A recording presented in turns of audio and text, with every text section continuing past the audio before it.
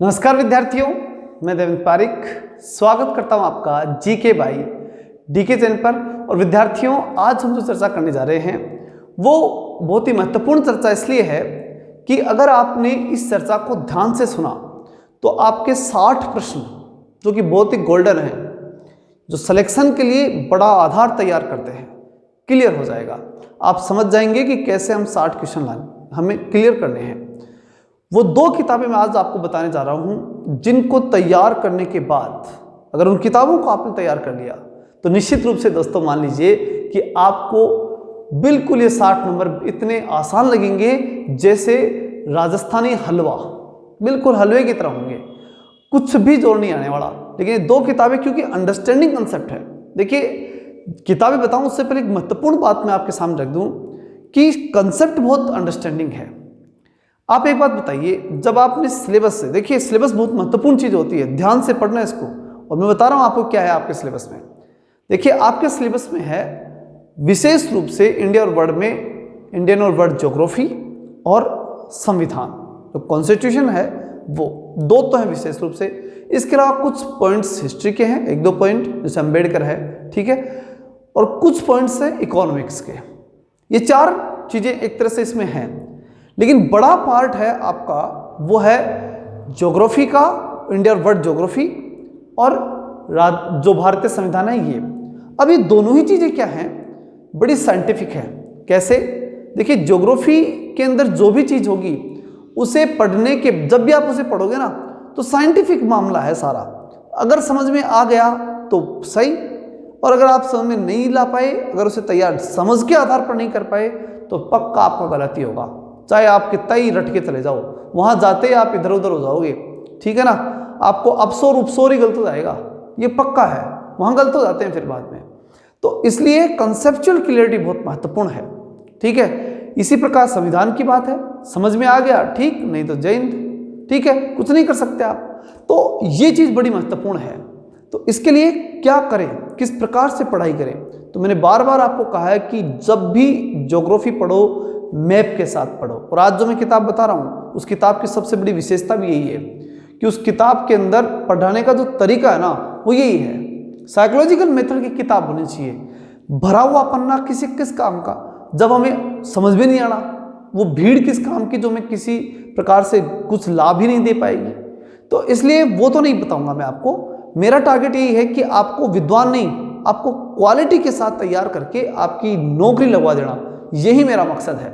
और उसी के लिए एक महत्वपूर्ण किताबें मैं आपको बताऊंगा। लेकिन फिर भी मैं अपनी बात को फिर रिमाइंडर दे रहा हूं कि जब भी पढ़ो ज्योग्राफी मैप के साथ ही पढ़ो, और वो किताबें जो आपको समझा सके उन किताबों को पढ़ो।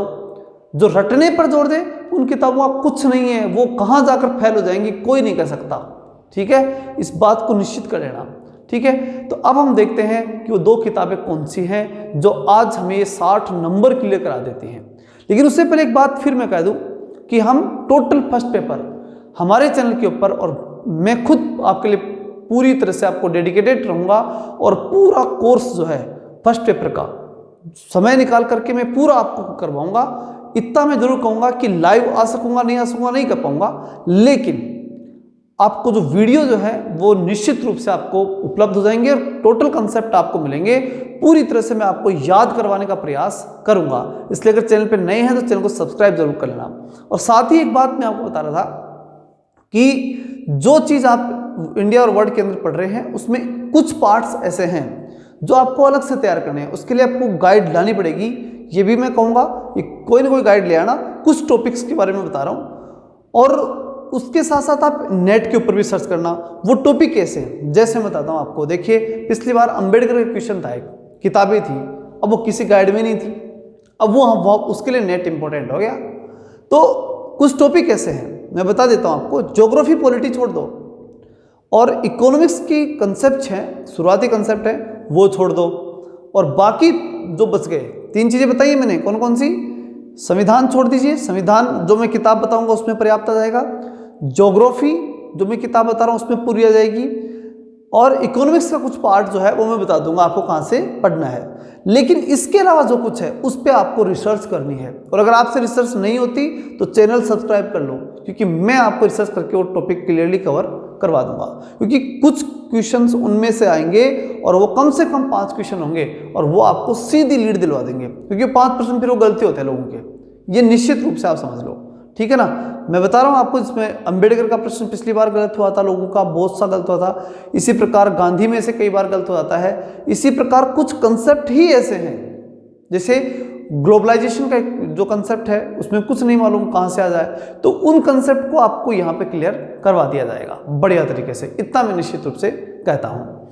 अब हम बात करते हैं उन 2 किताबों के ऊपर जो आपको लानी है।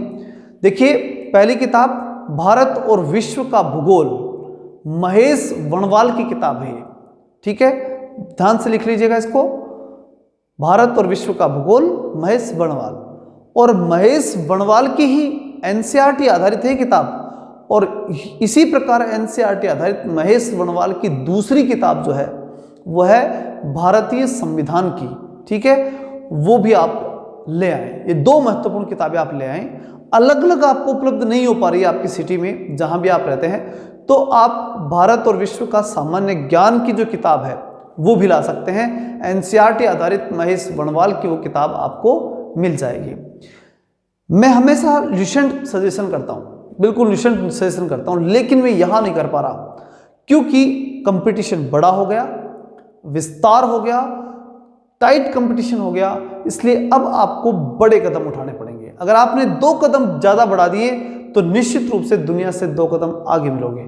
जिसने आज पढ़ना शुरू कर दिया वो दुनिया में, ये मान लीजिए कि इस एग्जाम में सबसे टॉपर स्थिति मिलेगा। लेकिन जो स्टूडेंट ये देखे कि अभी वैकेंसी नहीं आई, वैकेंसी आने के बाद पढ़ना शुरू करेंगे, वो विद्यार्थी आगे जा करके फेल ही होने हैं, क्योंकि निश्चित रूप से ये समय जो है, जो कि तैयारी का वास्तव में देखा जाए तो वो तो यही है तैयारी। जब आप ओलंपिक के खिलाड़ियों को देखेंगे ना, तो वो जिस दिन ओलंपिक हो चुका होता ना, उसके जस्ट बाद में नेक्स्ट के लिए तैयारी शुरू कर देते हैं। और जो स्टेट और नेशनल खेल रहे होते हैं वो तो सपना ही वो पालते हैं और वो परमानेंट वहां लगे रहते हैं, और वही विद्यार्थी वहां जाकर के गोल्ड ला पाते हैं।